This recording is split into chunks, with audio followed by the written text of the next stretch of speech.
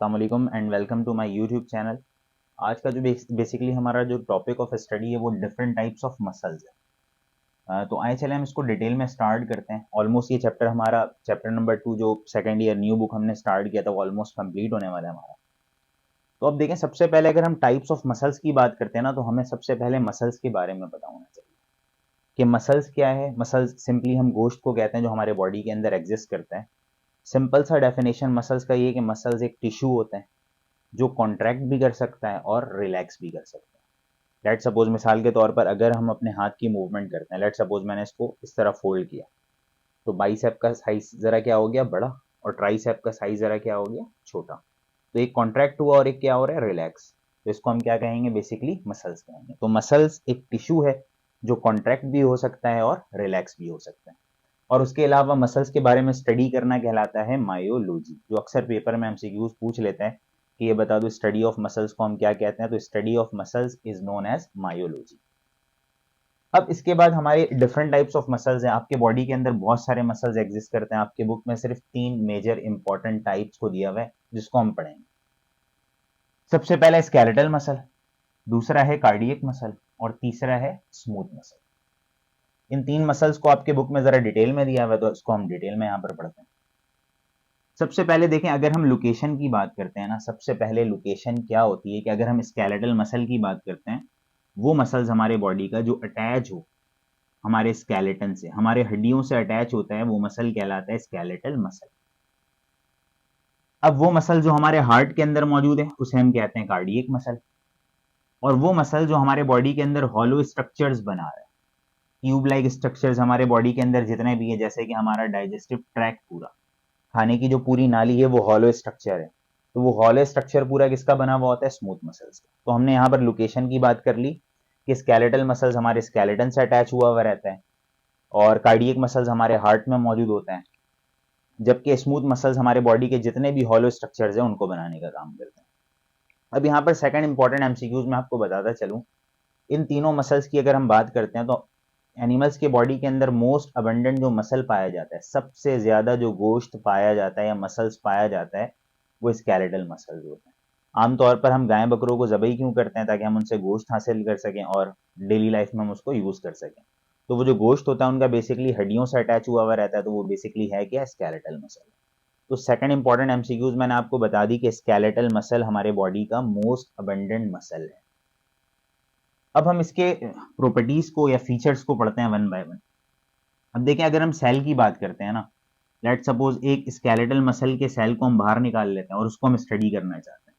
तो ये जरा लंबा सा होता है ना सेल, यानी कि लॉन्ग होता है, सिलेंड्रिकल होता है, यानी कि लंबा और सिलेंडर जैसा होता है, और स्ट्रिएटेड होता है। स्ट्रेटेड का मतलब याद रखिएगा, स्ट्रेटेड का मतलब होता है जिसके अंदर लाइट और डार्क बैंड्स मौजूद है। इसको मैंने जरा डिटेल में बताया हुआ आपको स्ट्रक्चर ऑफ स्केलेटल मसल के अंदर, उस लेक्चर में जाकर आप डिटेल में देख सकते हैं। बस आपने याद रखना है कि स्ट्रेटेड मसल हम किसको कहते हैं, एक ऐसा मसल जिसके अंदर लाइट और डार्क बैंड्स मौजूद हो, तो उन्हें हम क्या कहते हैं, स्ट्रेटेड कहते हैं।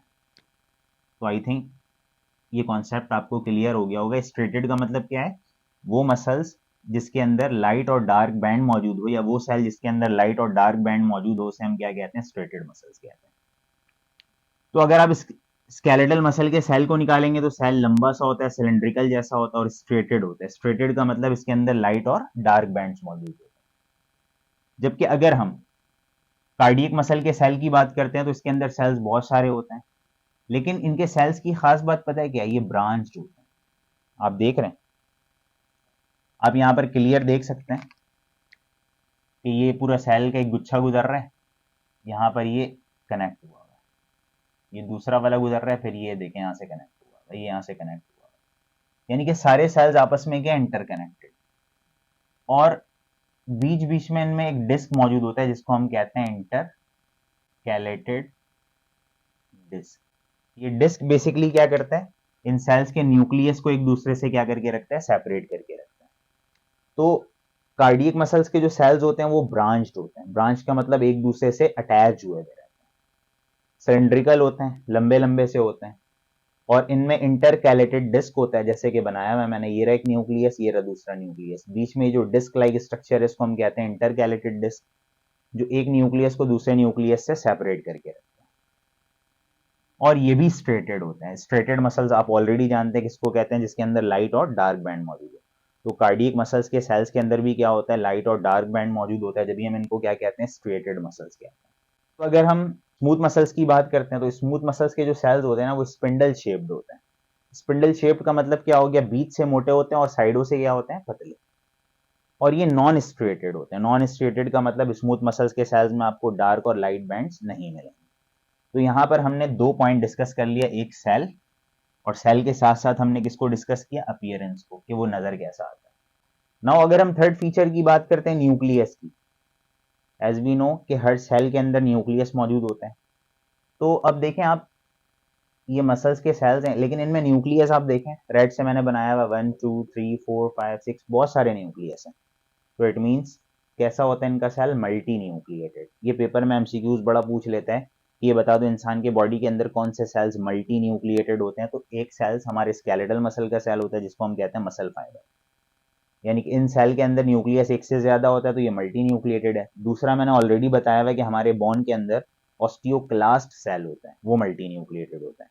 तो हमारे बॉडी के ये दो सेल मल्टी न्यूक्लिएटेड होते हैं, एक स्केलेटल मसल के सेल मल्टी न्यूक्लिएटेड होते हैं और दूसरा ऑस्टियोक्लास्ट सेल, हमारे बोन का जो सेल होता है वो मल्टी न्यूक्लिएटेड होता है। नाउ अगर हम हार्ट के मसल्स की बात करते हैं, यानी कि कार्डियक मसल्स की, आप देख रहे हैं कि एक न्यूक्लियस, दूसरा न्यूक्लियस, तीसरा, सब एक दूसरे से क्या है, सेपरेट है। तो इट मींस ये क्या है, यूनी न्यूक्लिएटेड। एक सेल के अंदर एक न्यूक्लियस होता है। जबकि बिल्कुल उसी तरह अगर आप स्मूथ मसल्स को देखें, स्मूथ मसल के सेल के अंदर, एक सेल के अंदर एक ही न्यूक्लियस है, तो ये भी यूनी न्यूक्लिएटेड होगी।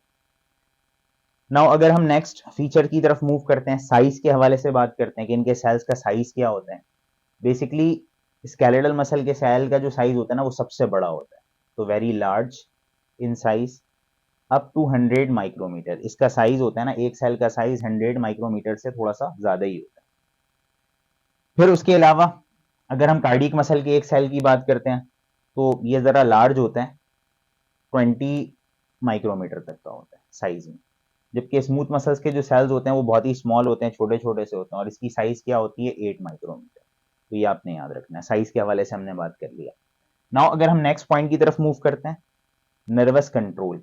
इट मीन्स कि जो हमारा जो मसल्स है, स्केलेटल मसल और कार्डियक मसल और स्मूथ मसल, इसको कंट्रोल किस तरह कर रहा है।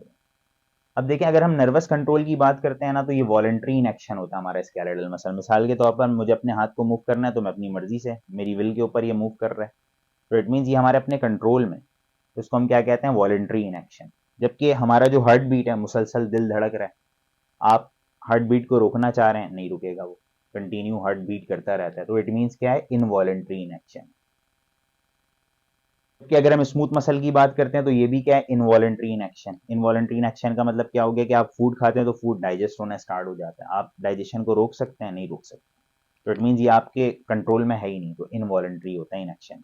तो it means skeletal muscles voluntary होता है एक्शन में, जबकि कार्डियक मसल और स्मूथ मसल्स इनवॉलंटरी होता है एक्शन। अच्छा, अब one of the important point कि अगर हम रेगुलेशन की बात करते हैं कि स्केलेटल मसल्स ठीक है, वॉलंटरी इन एक्शन है, मूव कर रहा है, स्मूथ मसल भी, कार्डियक मसल भी, इसको रेगुलेट करता कौन है। बेसिकली केमिकल के थ्रू रेगुलेट होता है स्केलेटल मसल, उसके हम कहते हैं एसिटाइल कोलिन, जिसको हमने ऑलरेडी स्केलेटल मसल्स के अंदर डिटेल में पढ़ा हुआ है कि एसिटाइल कोलिन न्यूरॉन से कैसे रिलीज होता है और मसल को कैसे कॉन्ट्रैक्ट और रिलैक्स करवाता है। तो इट मीन्स हमारे स्केलेटल मसल को जो केमिकल कंट्रोल करता है उसे हम कहते हैं एसिटाइल कोलिन। ये पेपर में एमसीक्यूज बहुत पूछ लेता है, आपने याद रखना है। स्केलेटल मसल्स को कंट्रोल करता है एसिटाइल कोलिन, जबकि कार्डियक मसल्स को कंट्रोल करता है एसिटाइल कोलिन भी, और एक केमिकल कंट्रोल करता है जिसको हम कहते हैं नॉरएपिनेफ्रिन। जबकि स्मूथ मसल्स को कंट्रोल करता है एसिटाइल कोलिन, नॉरएपिनेफ्रिन और बहुत सारे हॉर्मोन्स। ये सारे मिलजुल कर हमारे स्मूथ मसल्स के मूवमेंट को या उसकी एक्टिविटी को कंट्रोल कर रहे होते हैं। नाउ अगर हम एवोल्यूशन के हवाले से बात करें, एवोल्यूशन का मतलब क्या होता है कि किसी भी लिविंग ऑर्गेनिजम्स के अंदर वक्त गुजरने के साथ साथ जो चेंजेस आती है उसको हम क्या कहते हैं, एवोल्यूशन। जिस तरह आप जानते हैं, साइंस कहता है कि भाई इंसान किस तरह बना, पहले मंकी हुआ करता था इंसान, मंकी आहिस्ता आहिस्ता इवॉल्व होकर क्या बन गया, इंसान बन गया। तो सबसे पहले लिविंग ऑर्गेनिजम्स के अंदर जो मसल्स डेवलप्ड हुआ ना वो स्मूथ मसल्स था। तो इट मीन्स अर्लीस्ट फॉर्म है, शुरू से जो लिविंग ऑर्गेनिजम्स वजूद में है उनके बॉडी के अंदर कौन सा मसल्स मौजूद हुआ करता था, स्मूथ मसल्स। उसके बाद living organisms Aahista Aahista evolve होते गए, उनके अंदर चेंजेस आने लगी। तो फिर स्मूथ मसल्स के बाद उनके बॉडी के अंदर कौन सा मसल बना? Skeletal muscle. फिर लिविंग ऑर्गेनिजम्स और चेंज होते गए तो उनके अंदर हार्ट की फॉर्मेशन हुई, तो इट मीन्स ये मोस्ट मॉडर्न मसल है, हार्ट। मैंने यहाँ पर लिख दिया है कि सबसे पहला जो मसल लिविंग ऑर्गेनिजम्स के अंदर बना वो स्मूथ मसल्स है, तो इट मीन्स ये अर्लीस्ट फॉर्म है। जबकि उसके बाद जो मसल बना लिविंग ऑर्गेनिजम्स के बॉडी में वो स्केलेटल मसल था, तो मैंने यहाँ पर लिख दिया मॉडर्न मसल। जो सबसे लेटेस्ट मसल है लिविंग ऑर्गेनिजम्स के अंदर हार्ट बहुत इवॉल्व होने के बाद बना, तो ये क्या कहलाएगा? Most modern muscle. नाउ अगर हम फंक्शन की बात करते हैं कि इन तीनों मसल्स के बेसिकली काम क्या होते हैं, तो फंक्शन में देखें स्केलेटल मसल्स, हम अपने हाथ को मूव करना चाह रहे हैं तो स्केलेटल मसल मूव करवा रहा है, लोकोमोट करना चाह रहे हैं तो लोकोमोशन भी करा रहा है, तो इट मीन्स ये किसमें हेल्प कर रहा है? लोकोमोशन में। जबकि कार्डियक मसल्स का काम क्या होता है? हार्ट का काम क्या होता है? ब्लड को पंप करना मसल्स है। तो कार्डियक मसल्स का काम क्या हो गया? पंपिंग ऑफ ब्लड, क्योंकि ये मसल्स हमारे हार्ट में ही मौजूद है और हार्ट का काम है ब्लड को पंप करना बेसिकली। जबकि स्मूथ मसल्स का काम क्या है? ट्रांसपोर्ट में हेल्प करना। आप फूड खाते हैं तो फूड को जैसे ही स्वेलो कर लेते हैं तो फूड खुद ब खुद ईजिली मूव करता हुआ नीचे चला जाता है। कभी ऐसा नहीं होता कि आप फूड खा रहे हो, यहाँ पर कहीं पर रुक गया हो और फौरन से आप कोई पाइप वगैरह के जरिए उसको पुश कर रहे हो, ऐसा नहीं होता। बेसिकली वो खुद मूव कर जाता है, तो ट्रांसपोर्ट में हेल्प कर रहा है। अब लास्ट पॉइंट, फिर उसके बाद मैं आपको एक इंपॉर्टेंट रीजन बताता हूँ, ऑटोरिदमिसिटी। अब इन तीनों में से वो कौन से मसल्स हैं जो खुद ब खुद मूवमेंट कर रहे होते हैं, यानी कि ऑटोरिदमिसिटी। ऑटो का मतलब खुद। स्केलेटल मसल को जब तक हम नहीं चाहेंगे वो कॉन्ट्रैक्ट और रिलैक्स नहीं होगा, तो इट मीन्स ऑटोरिदमिसिटी इसमें क्या होती है? एब्सेंट, ये खुद ब खुद मूव नहीं करता। जबकि हमारा हार्ट और हमारे स्मूथ मसल्स ऑटो है, इनवॉलंटरी है, वो खुद ब खुद मूव कर रहा है, तो इट मीन्स यस, इसमें ऑटो रिदमिसिटी पाई जाती है। स्मूथ मसल्स में भी ऑटो रिदमिसिटी पाई जाती है, तो यस। तो ये सारे फीचर्स हैं इन तीनों मसल्स के। अब one of the important point कि हमारा जो हार्ट है, पेपर में आपसे रीजनिंग क्वेश्चन भी पूछ लेता है कि हमारा जो हार्ट है हाई ब्लड प्रेशर को इजिली बेयर कर लेता है।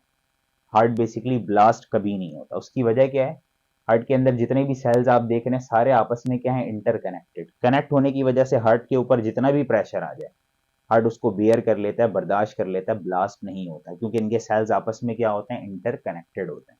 तो ये पेपर में एमसीक्यूज या आपसे रीजनिंग क्वेश्चन पूछ लेता है कि हमारा जो हार्ट है हाई ब्लड प्रेशर को कैसे बेयर कर सकता है, क्योंकि उसके सेल्स आपस में क्या होते हैं? इंटरकनेक्टेड होते हैं। आई होप कि ये पूरा लेक्चर आपको क्लियर कट समझ में आया होगा। अगर आप हमारे इस चैनल पर नए हैं तो इस चैनल को जरूर सब्सक्राइब करें, लोगों तक शेयर करें, ताकि इसकी जो रीच है वो व्यूअर्स तक पॉसिबल हो सके। और हमारे हर लेक्चर के एंड पर डिस्क्रिप्शन में जाकर आप इसको रिटन फॉर्म में हासिल कर सकते हैं, यानी कि आपने पढ़ लिया, समझ लिया, अब आप इसको राइट डाउन करना चाह रहे हैं तो डिस्क्रिप्शन में, वीडियो की डिस्क्रिप्शन में जाकर आप रिटन फॉर्म में हासिल कर सकते हैं। तो नेक्स्ट लेक्चर तक के लिए इजाजत दें, अपना बड़ा ख्याल रखिएगा। अल्लाह हाफिज़।